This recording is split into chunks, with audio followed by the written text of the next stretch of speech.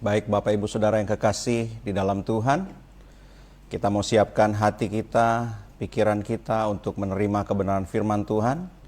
Tapi sebelum itu mari sama-sama kita mau satukan hati kita di dalam doa. Bapa di surga, di dalam nama Tuhan Yesus Kristus, kami mengucap syukur buat hari yang baru yang kembali Engkau berikan kepada setiap kami. Kesehatan, kekuatan yang baru yang Engkau karuniakan kepada kami Tuhan. Di tengah masa sulit yang kami lewati, kami percaya sampai hari ini Tuhan masih menyertai. Penyertaan Tuhan sempurna dalam kehidupan kami. Dan kalau pagi hari ini kami sudah memuji Tuhan, sudah menyembah Tuhan, tiba waktu yang terbaik, kami mau duduk diam di kaki Tuhan, kami mau belajar kebenaran firman Tuhan. Hamba-Mu tidak ada apa-apanya Tuhan, sembunyikan jauh di belakang salib-Mu. Roh Kudus, biar Engkau saja yang berbicara di tengah-tengah kami dengan bahasa yang sederhana, sehingga setiap kebenaran firman Tuhan kami boleh mengerti dan kami boleh lakukan dalam kehidupan kami. Nama Tuhan dipermuliakan. Kami menolak segala kuasa jahat yang mencoba mencuri benih firman di dalam nama Tuhan Yesus. Terima kasih Bapa yang baik. Kami mau buka mata, telinga, hati dan pikiran kami supaya kami boleh menerima kebenaran firman Tuhan. Di dalam nama Tuhan Yesus Kristus kami menyambut firman Tuhan. Haleluya. Amin. Shalom Bapak Ibu Saudara yang kekasih dalam nama Tuhan, dimanapun Bapak Ibu berada, kita percaya bahwa hari ini kita akan tetap diberkati lewat kebenaran firman Tuhan. Tema yang kita pelajari saudara sungguh luar biasa, hidup oleh roh. Ya. Sebab tanpa Tuhan kita tidak bisa berbuat apa-apa. Saudara.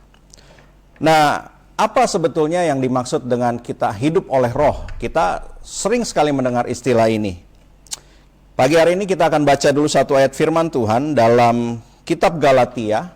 Ya, Bapak Ibu Saudara boleh mempersiapkan Alkitab Saudara. Kita akan baca firman Tuhan bersama-sama dalam kitab Galatia. Pasal yang ke-5, ayat yang ke-25. Saya beri waktu saudara untuk membuka Alkitab dan kita akan membaca firman Tuhan. Saudara boleh mengikuti. Demikian firman Tuhan. Jikalau kita hidup oleh roh, baiklah hidup kita juga dipimpin oleh roh. Ya. Saya bacakan satu kali lagi. Jikalau kita hidup oleh roh, baiklah, hidup kita juga dipimpin oleh roh. Jadi secara sederhana firman Tuhan sebenarnya menyampaikan begini. Hidup oleh roh itu artinya hidup kita dipimpin oleh roh. Yohanes pasal 6 ayat 63. Kitab Yohanes pasal yang ke-6 ayat 63. Juga berbicara demikian Bapak Ibu Saudara. Rohlah yang memberi hidup. Daging sama sekali tidak berguna. Ya. Jadi firman Tuhan katakan jikalau kita hidup oleh roh, baiklah hidup kita juga dipimpin oleh roh. Ya. Karena rohlah yang memberi hidup. Daging sama sekali tidak berguna. Nah, kalau Bapak Ibu Saudara perhatikan, kata roh dalam ayat yang kita baca ini menggunakan huruf besar. Ya. Jadi roh yang dimaksud di sini adalah berbicara tentang Roh Kudus. Ya. Jadi saudara, untuk kita bisa mengerti bagaimana hidup kita dipimpin oleh Roh Kudus, maka hal yang paling mendasar adalah kita harus mengenal siapa itu Roh Kudus. Kita harus mengerti, kita harus mengenal Dia sehingga kita bisa tahu bagaimana kita hidup dipimpin oleh Dia. Ya. Siapa Roh Kudus? Ya, kita sebagai orang Kristen sudah familiar sekali atau sudah sangat akrab sekali dengan kata-kata ini, dengan istilah Roh Kudus. Ya, mungkin kita akan jawab, oh dia Tuhan. Ya. Tapi kita mau belajar lebih detail, siapa sebetulnya Roh Kudus? Sehingga hidup kita bisa dipimpin oleh Dia. Ya. Roh Kudus, saudara, adalah pribadi. Ya. Roh Kudus adalah sebuah pribadi. Ya. Yang disebut sebuah pribadi adalah karena dia memiliki 3 hal, saudara. Yaitu pikiran, perasaan, dan kehendak. Hari ini kita akan buka banyak ayat firman Tuhan, saudara. Ya, kita akan sungguh-sungguh belajar. Ya. Supaya sungguh-sungguh ketika kita belajar nanti kita mengenal siapa Roh Kudus. Kita bisa punya hubungan yang intim dengan Dia. Karena mungkin kalau bicara hubungan intim dengan Tuhan, kita lebih akrab, punya hubungan yang intim dengan Yesus. Tetapi kita harus mengerti lebih jauh bagaimana hidup kita oleh Roh, hidup kita dipimpin oleh Roh, yaitu Roh Kudus. Dalam kitab Roma pasal 8 ayat 27 dikatakan bahwa Roh Kudus adalah satu pribadi karena dia memiliki pikiran. Roma pasal 8 ayat 27 berkata begini firman Tuhannya, Bapak Ibu Saudara. Ya. Saudara bisa catat, nanti juga bisa dibaca lagi ayat-ayatnya. Dan Allah yang menyelidiki hati nurani mengetahui maksud Roh itu, yaitu bahwa ia sesuai dengan kehendak Allah berdoa untuk orang-orang kudus. Nah, di dalam Alkitab bahasa Inggris, dalam King James Version atau New International Version, di sini dikatakan yang menyelidiki hati nurani mengetahui maksud Roh itu. Nah, maksud Roh itu di dalam bahasa Inggris dikatakan the mind of the Spirit. Artinya pikiran dari Roh. Ya, jadi ayat ini berkata bahwa Roh Kudus mempunyai pemikiran. Ya, yang dikatakan maksud Roh itu adalah pikiran Roh Kudus. Ya, itu adalah satu tanda bahwa dia adalah seorang pribadi, dia mempunyai pemikiran. Ya, dia punya maksud. Lalu yang kedua, sebagai seorang pribadi adalah dia mempunyai perasaan. Kita buka lagi firman Tuhan dalam kitab Efesus. Ya, pasal 4. Ayat 30, ya, kitab Efesus, pasal 4, ayat 30, firman Tuhan berkata begini, dan janganlah kamu mendukakan Roh Kudus Allah, yang telah memeteraikan kamu menjelang hari penyelamatan. Saya akan bacakan satu kali lagi, dan janganlah kamu mendukakan Roh Kudus Allah, yang telah memeteraikan kamu menjelang hari penyelamatan. Artinya di ayat ini dikatakan bahwa Roh Kudus bisa berduka. Berduka adalah sebuah bukti perasaan, saudara. Ya, berapa waktu yang lalu kami baru melayani kedukaan. Ya, karena ada keluarga yang dipanggil Tuhan. Ya, duka adalah bukti bahwa Roh Kudus punya perasaan, saudara. Dalam ayat yang lain di Roma pasal 15 ayat 30 dikatakan the love of the Spirit atau kasih Roh. Roh Kudus mempunyai perasaan kasih, saudara. Ya, ini adalah bukti yang kedua bahwa dia adalah seorang pribadi.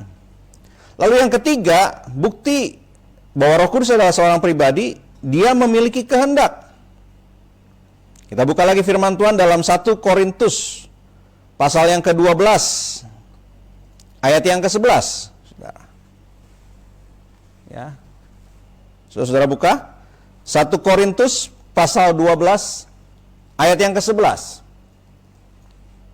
Firman Tuhan berkata demikian. Tetapi semuanya ini dikerjakan oleh Roh yang satu dan yang sama, yang memberikan karunia kepada tiap-tiap orang secara khusus seperti yang dikehendakinya. Ya. Sekali lagi dikatakan seperti yang dikehendakinya. Artinya Roh Kudus mempunyai kehendak. Ya. Nah, kita bisa punya hubungan dengan satu pribadi, saudara. Ya.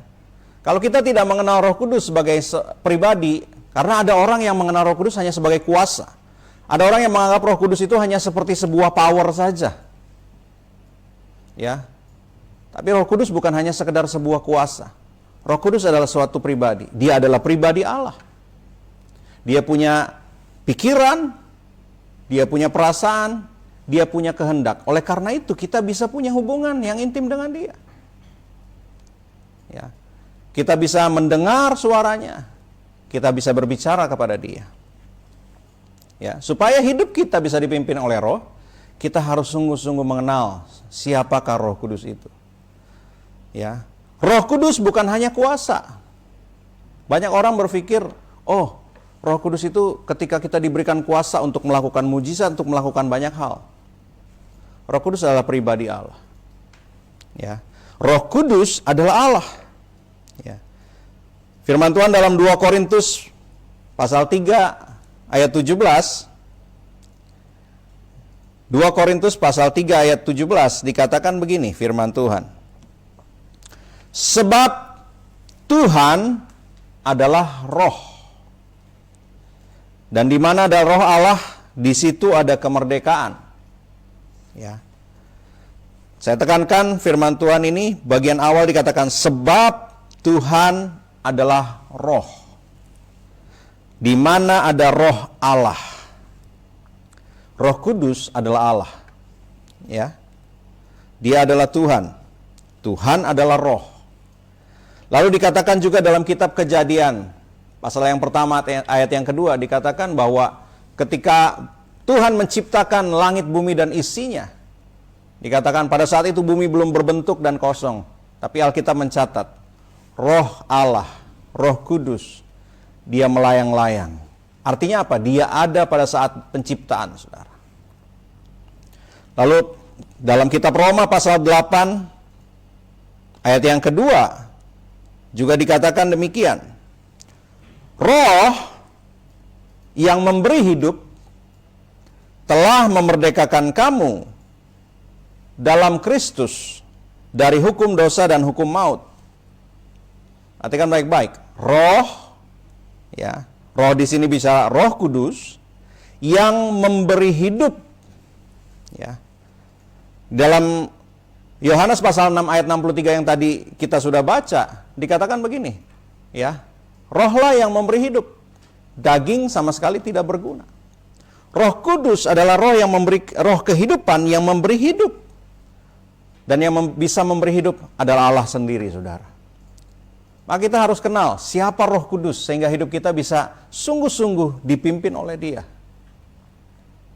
Ya. Nah, ketika kita mengenal siapa Roh Kudus, kita perlu tahu juga apa yang Roh Kudus lakukan dalam kehidupan kita. Ya. Ini satu hal yang penting, saudara. Kita harus tahu apa yang dilakukan Roh Kudus. Mengapa hidup kita penting dipimpin oleh Roh Kudus? Ya. Ada 5 hal yang Roh Kudus lakukan berhubungan dengan kehidupan kita.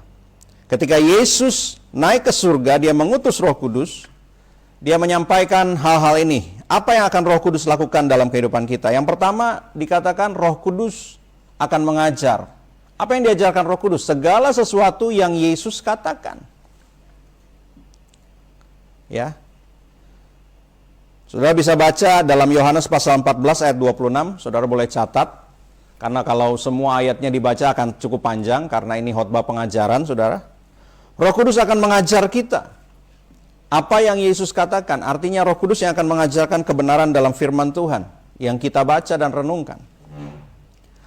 Lalu yang kedua dikatakan, Roh Kudus akan bersaksi. Ya. Bersaksi tentang Yesus. Ya.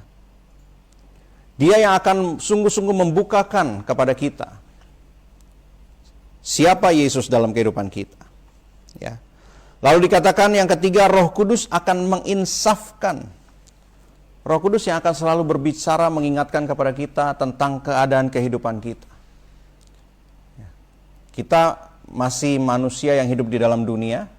Kita masih hidup di dalam daging, artinya dalam tubuh seperti ini. Maka kita masih punya banyak kelemahan.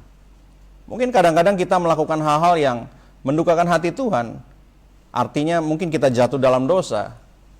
Tapi Roh Kudus yang akan senantiasa mengingatkan kita. Dia akan menginsafkan kita. Sehingga ketika kita sadar kita melakukan kesalahan, kita akan bertobat. Kita akan minta pengampunan dari Tuhan. Dan kita akan mengalami pemulihan. Lalu yang keempat, dalam Yohanes pasal 16 ayat 13 juga, ya, dikatakan bahwa Roh Kudus yang akan memimpin kehidupan kita. Ya. Itu yang Roh Kudus lakukan. Kalau kita tidak mengenal Dia, bagaimana hidup kita bisa dipimpin oleh Dia? Tapi ketika kita mengenal, lalu kita bisa punya hubungan secara pribadi. Kita tahu siapa dia. Kita tahu apa yang dia lakukan. Roh Kudus akan mengajar kita. Roh Kudus akan bersaksi bersama-sama dengan kita. Dalam ayat yang lain dikatakan ketika kita memberitakan firman, Roh Kudus turut meneguhkan firman Tuhan itu dengan tanda-tanda ajaib yang menyertainya. Roh Kudus akan menginsafkan, ya. Dia memberikan seperti sebuah alarm dalam hati kita. Ketika kita akan melakukan sebuah kesalahan atau telah melakukan sebuah kesalahan, Roh Kudus akan selalu mengingatkan, kembali, bertobat. Ya. Bahkan sebelum kita jatuh dalam dosa, seringkali dia sudah memberi peringatan. Ya. Dan dia akan memimpin, ya, kehidupan kita. Bapak Gembala sudah banyak menyampaikan tentang bagaimana membedakan hidup oleh roh dengan hidup dalam daging, ya. Tapi ketika hidup kita dipimpin roh, kita jadi tahu, oh, ini hal-hal yang berasal dari daging. Hal-hal yang tidak perlu. Bahkan dalam Yohanes pasal 6 tadi dikatakan daging sama sekali tidak berguna. Hal-hal yang tidak penting dalam kehidupan kita. Roh Kudus akan pimpin kita ke dalam segala kebenaran. Lalu yang kelima dikatakan Roh Kudus akan memberi kuasa. Saudara, ini ayat hafalan yang harusnya kita tahu. Kisah Rasul pasal yang pertama ayat 8 dikatakan, kamu akan menerima kuasa kalau Roh Kudus turun ke atas kamu. Kuasa bukan hal yang terpenting, saudara. Tapi itu hal yang penting. Makanya kalau saya tuliskan di sini apa yang dilakukan Roh Kudus, ya, kuasa ada di belakang. Ya. Banyak manusia berpikir lebih hanya sekedar kuasa. Wah, punya kuasa, bisa lakukan mujizat, bisa lakukan ini. No. Yang lebih penting adalah kita mengerti, Roh Kudus akan mengajar kita apa yang penting, apa yang Yesus katakan. Roh Kudus akan bersaksi bersama-sama dengan kita. Roh Kudus akan menginsafkan, Roh Kudus akan memimpin. Kalau 4 hal yang Roh Kudus lakukan di awal ini kita sudah alami dalam kehidupan kita, baru kuasa itu akan sungguh-sungguh jadi nyata dalam kehidupan kita. Sebab dalam Kisah Rasul pasal yang pertama ayat 8 dikatakan, Roh Kudus, ya, kamu akan menerima kuasa kalau Roh Kudus turun atas kamu. Kuasa ini bukan hanya bicara tentang bagaimana hidup kita jadi berhasil, jadi sukses, hidup kita jadi nyaman, kita ngalami banyak terobosan. Bukan hanya sekedar itu. Firman Tuhan katakan, kamu akan menerima kuasa supaya kamu menjadi saksi. Tujuan akhir dari kuasa adalah supaya nama Tuhan dipermuliakan. Supaya seluruh dunia ini mengenal Yesus sebagai Allah yang benar, saudara. Itu tujuan dari kuasa. Ya. Jadi bicara tentang mujizat, pertolongan dan sebagainya itu hanya bagian kecil, saudara. Ya. Itu hanya bagian kecil dari janji Allah. Tetapi secara poin yang paling penting dari kuasa yang Tuhan berikan melalui Roh Kudus adalah supaya kita mempermuliakan Yesus. Ya, supaya Bapa dipermuliakan di dalam Anak, kata firman Tuhan. Nah, ketika Yesus menjanjikan Roh Kudus kepada murid-murid, dia berkata begini, aku akan meminta kepada Bapa supaya dia memberikan penolong. Ya. Kata penolong yang Yesus gunakan untuk Roh Kudus, kata penolong ini dalam bahasa Yunaninya adalah parakletos. Dan parakletos ini juga gelar yang sebetulnya disematkan kepada Yesus. Yesus juga disebut penolong. Oleh karena itu dalam ayatnya Yesus berkata begini, aku akan minta kepada Bapa supaya dia mengirimkan kepada kamu penolong yang lain. Artinya penolong tapi bukan Yesus. Ya, yaitu Roh Kudus. Nah, dalam bahasa Yunani, parakletos ini berasal dari 2 kata, yaitu para yang berarti dekat dan kaleo yang berarti dipanggil sehubungan dengan tugas dan tanggung jawab. Jadi parakletos atau Roh Kudus, ya, artinya saudara adalah dia yang dipanggil untuk selalu dekat, memberikan pengarahan, petunjuk, mentor, dan pembimbing dalam kehidupan kita. Itulah sebabnya Yesus katakan begini, Roh Kudus, ya, dia akan diam di dalam kamu dan akan menyertai kamu selama-lamanya. Wow, ini janji yang luar biasa saudara. Parakletos, penolong. Itulah sebabnya penting sekali hari ini kita belajar tentang bagaimana hidup kita dipimpin oleh Roh, saudara. Ya. Ketika Yesus menjanjikan Roh Kudus kepada murid-muridnya, ya, pada waktu itu murid-murid masih berpikir, ada yang berkata bahwa Yesus akan memulihkan kerajaan bagi Israel. Masih beberapa murid punya pemikiran bahwa Yesus akan menjadi raja di Israel, di dunia pada saat itu. Ya. Sebelum Yesus disalib, Yesus sudah menjanjikan bahwa dia katakan, aku akan pergi kepada Bapa. Dan aku akan minta kepada Bapa supaya dia mengirimkan penolong yang lain. Ketika Yesus sedang menyampaikan kepada murid-muridnya tentang rancangan Tuhan ini, mereka bingung. Memang Yesus mau kemana? Ya. Dalam Yohanes pasal 16, ayat yang ke-7, Yohanes pasal 16 ayat yang ke-7, ya, mari kita buka sama-sama. Yesus berkata begini kepada murid-muridnya, namun benar yang kukatakan ini kepadamu adalah lebih berguna bagi kamu jika aku pergi. Jadi ketika Yesus bicara ini kepada murid-muridnya yang sudah bersama-sama dengan dia, kira-kira tiga setengah tahun, ya, murid-murid agak shock, kaget. Kok Yesus bilang dia mau pergi? Kenapa Yesus harus pergi? Kenapa Yesus harus meninggalkan murid-murid? Murid-murid berjalan bersama dengan Yesus tiap hari, tiap saat. Dia melihat apa yang Yesus lakukan, mujizat yang Yesus buat, pengajaran-pengajaran yang Yesus berikan kepada mereka. Ketika Yesus berkata, adalah lebih berguna bagi kamu jika aku pergi, itu buat murid-murid mengejutkan. Dalam pemikiran murid-murid, wah, kenapa Tuhan harus pergi? Kenapa Yesus engkau harus pergi?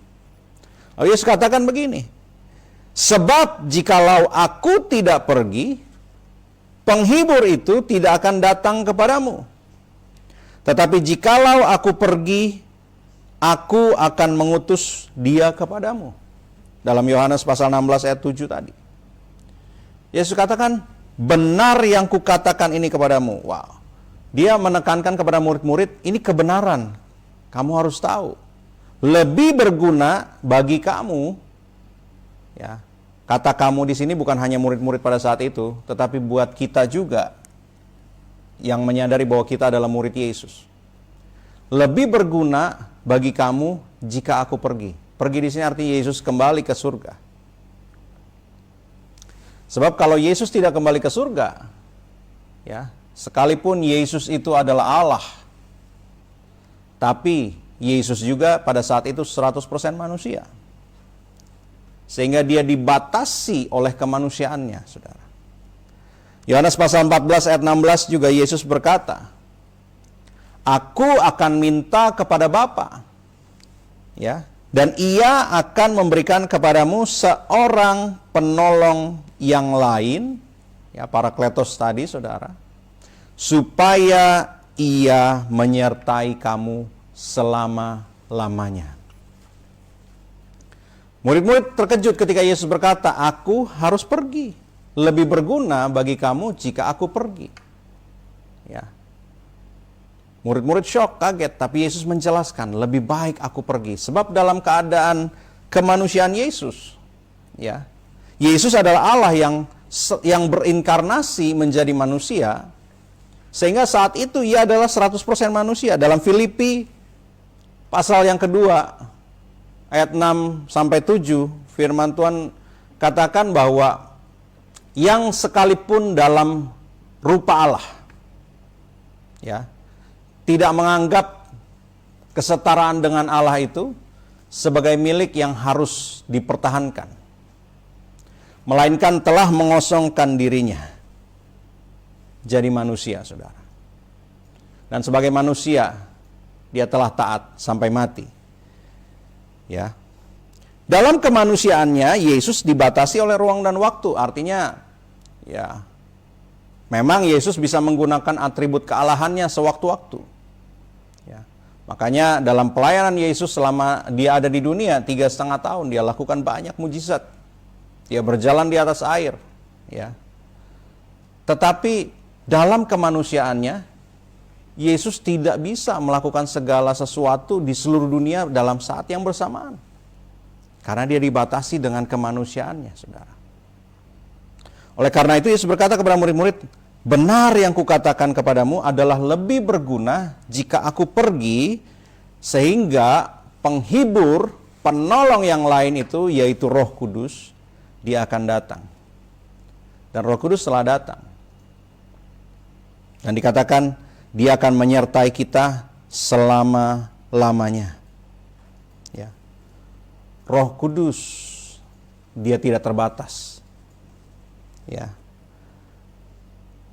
Dalam Yohanes pasal 14 ayat 17 yang tadi sudah kita baca, dikatakan dia akan diam di dalam kita, diam di dalam kehidupan kita. Roh Kudus diam dalam kehidupan kita, sehingga dia bisa menyertai kita selama-lamanya.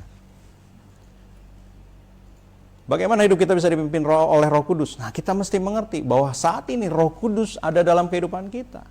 Dia menyertai kita untuk selama-lamanya. Ya. Sehingga ketika kita menyadari hal ini, kita tahu siapa Roh Kudus itu. Oh, dia ada di dalam kehidupan kita. Dia menyertai kita.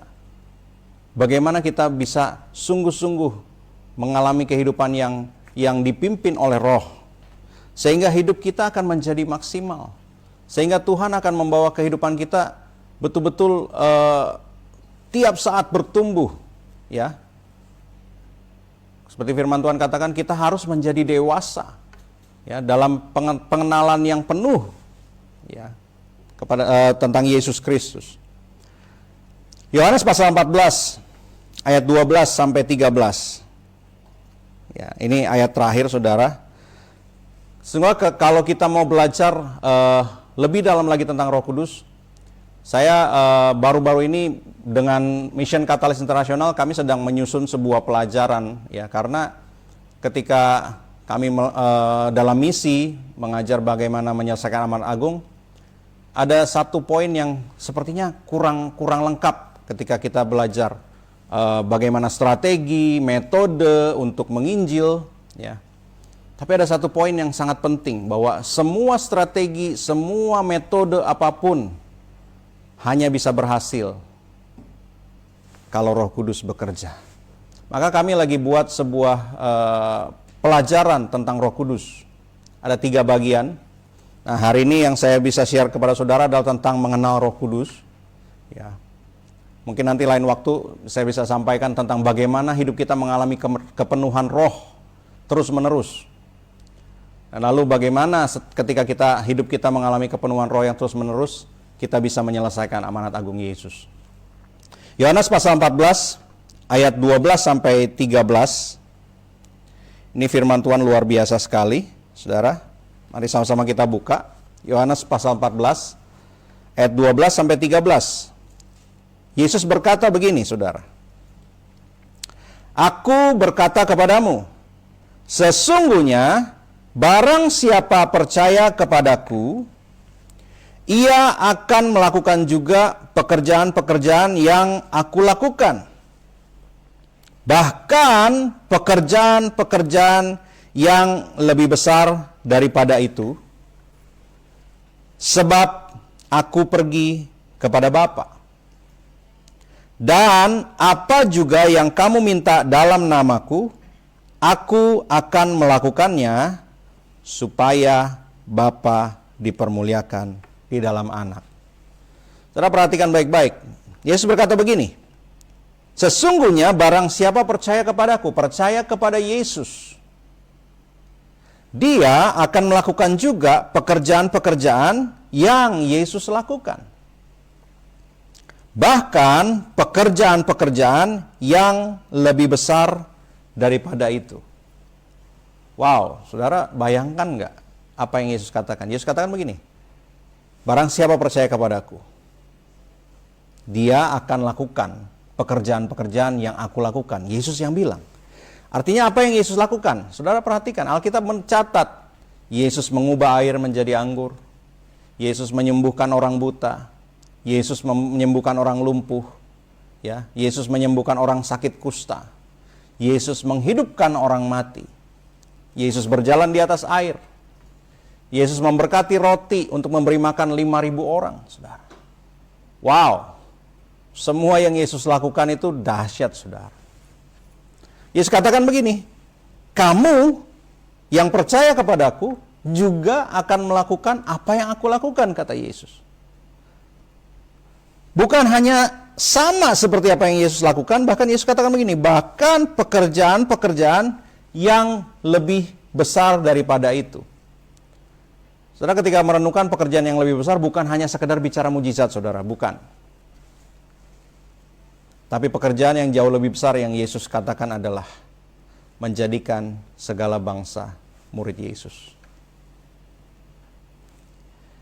Dan poin yang penting dari ayat ini adalah Yesus berkata begini, sebab aku pergi kepada Bapa.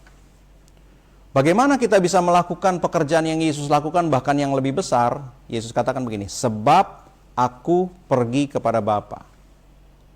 Apa maksudnya Yesus berkata sebab aku pergi kepada Bapa? Yesus katakan ketika aku pergi, ayat yang tadi kita baca, lebih berguna bagi kamu jikalau aku pergi kepada Bapa, kembali kepada Bapa. Artinya ketika Yesus kembali kepada Bapa, dia mengutus Roh Kudus dalam kehidupan kita. Roh Kuduslah yang akan mengajar, yang akan bersaksi, yang akan menginsafkan, yang akan memimpin dan memberi kuasa dalam kehidupan kita. Sehingga kita dimampukan untuk melakukan apa yang Yesus lakukan, bahkan yang lebih besar daripada itu. Wow, kalau kita merenungkan firman Tuhan ini, kebenarannya dahsyat, saudara. Hidup oleh Roh itu betul-betul akan membuat satu perubahan dalam kehidupan kita. Ya. Hari-hari ini banyak orang mengalami masalah. Nggak tahu jalan keluarnya bagaimana. Tapi ketika kita hidup dipimpin oleh Roh, Roh Kudus itu tidak terbatas. Dia tahu segala sesuatu.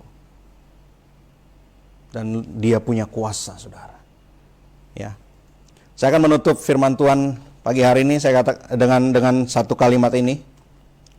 Hidup oleh Roh berarti seluruh kehidupan kita, aspek kehidupan kita, dipimpin oleh Roh Kudus yang memampukan kita untuk melakukan pekerjaan-pekerjaan yang Yesus lakukan, bahkan yang lebih besar daripada itu.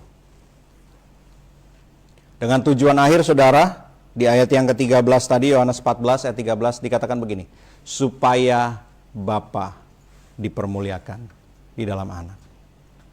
Saudara, kalau kita mengerti kebenaran ini, kita mengenal siapa Roh Kudus. Hidup kita sungguh-sungguh dipimpin Roh Kudus dalam segala aspek kehidupan kita. Maka kita dimampukan untuk melakukan apa yang Yesus lakukan, saudara. Saudara, memikirkan hal ini membuat saya begitu bergairah, saudara, excited gitu ya. Kita dimampukan untuk melakukan apa yang Yesus lakukan. Bukan berarti kita jadi seperti orang sakti, tidak, saudara. Tapi apapun yang kita lakukan, seturut dengan pimpinan Roh Kudus, ada kuasa yang menyertai itu, saudara. Ini dahsyat, saudara.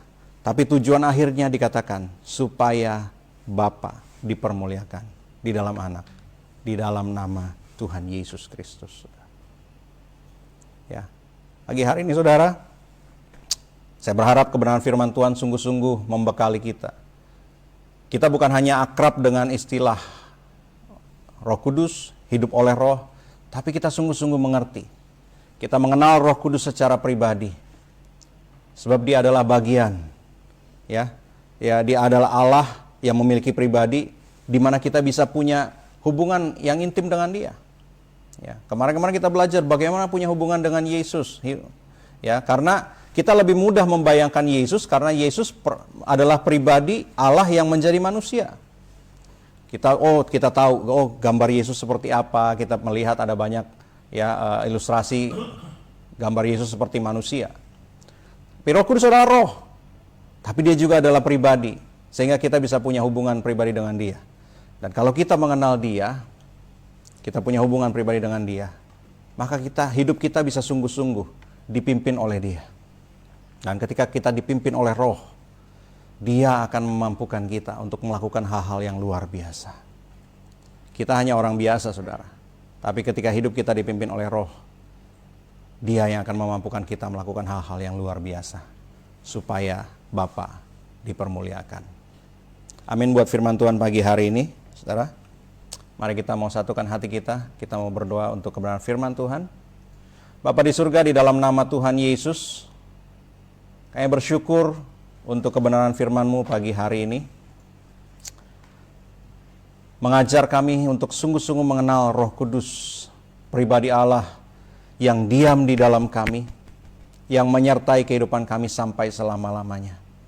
Sehingga kami boleh sungguh-sungguh punya hubungan yang intim dengan Roh Kudus, dan hidup kami boleh sungguh-sungguh dipimpin oleh Roh. Terima kasih Bapa yang baik untuk kebenaran firman-Mu. Sebab ketika kami hidup dipimpin oleh Roh, Roh Kuduslah yang akan memampukan kami untuk melakukan apa yang Yesus lakukan. Bahkan pekerjaan yang lebih besar daripada itu. Ini adalah janji Tuhan. Janji yang luar biasa. Satu penyertaan yang begitu dekat. Sebab Roh Kudus ada dalam hidup kami, diam di dalam kami. Dia menyertai kami sampai selama-lamanya. Terima kasih Bapak yang baik untuk kebenaran firman-Mu. Terus Roh Kudus bukakan kebenaran firman ini dalam hati dan pikiran kami. Pribadi lepas pribadi, Roh Kudus Engkau yang akan membukakan pewahyuan-pewahyuan kepada setiap kami. Sehingga kami bisa sungguh-sungguh mengenal Engkau secara pribadi. Kami punya hubungan yang intim dengan Engkau. Dan hidup kami boleh sungguh-sungguh dipimpin oleh Roh. Terima kasih Bapak yang baik. Hamba-Mu berhenti berbicara. Tapi Roh Kudus, Engkau yang terus mengajar kepada setiap kami. Engkau yang terus bersaksi. Engkau yang terus menginsafkan kami. Engkau yang terus memimpin kehidupan kami. Bahkan Engkau yang terus memberi kuasa dalam kehidupan kami. Terima kasih Bapak yang baik. Materaikan firman Tuhan ini dalam hati pikiran kami. Tertanam, bertumbuh, berbuah lebat. Nama Tuhan dipermuliakan. Terima kasih Bapak yang baik. Inilah ucapan syukur kami. Kami terima firman Tuhan di dalam nama Tuhan Yesus Kristus. Haleluya. Amin. Tuhan Yesus memberkati.